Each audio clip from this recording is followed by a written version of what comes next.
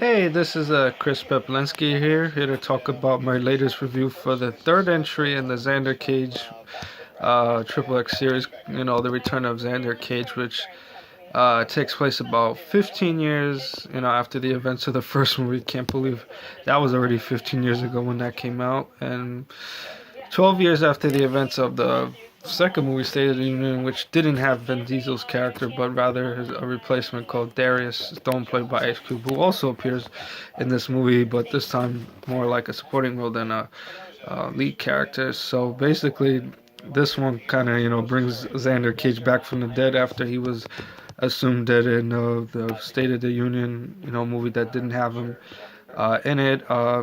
This particular entry also has Xander, coming out of his self-imposed exile.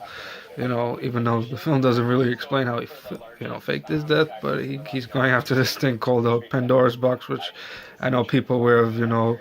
If people open up the Pandora's box, all hope gets released. But in this case, it's like a device that I guess controls like all the satellites. I guess in a sense that could be used as a weapon of sorts, and then I guess has like a somewhat similar premise to the recent Fast and the Furious movie, which had the Golden Eye, which hacks Gold's Eye, that has the ability to control devices and satellites.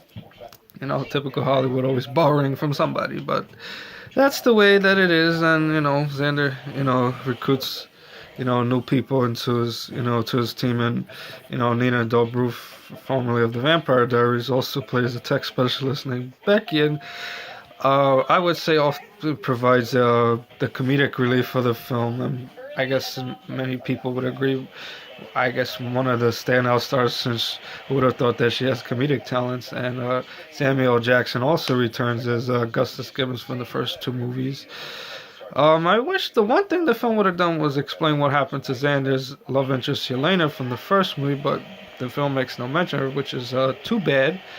But I would say if you're gonna see this movie, it's definitely something worth seeing. I guess either in IMAX or the Dolby Atmos, which has that really cool sound, and you kind of like, feel the noise and the sounds, when you're in the chair, which is really cool. And seeing the really sharp picture, it's almost like, I don't know if I would say like watching Blu-ray or like this latest thing, the 4K Ultra, But it was, really, rather impressive. And I would say rather amazing how films, I guess who have been dormant for a while make, comebacks. But I guess for those, I guess that have seen the first two movies, I mean, they'll like it, even though, it's a lot of action, I guess more known for the action than I guess the actual plot itself. But I guess that's not for me to decide. That's up for the moviegoers to decide. But I guess for those that see the video, they can, watch it and I guess make a judgment for themselves.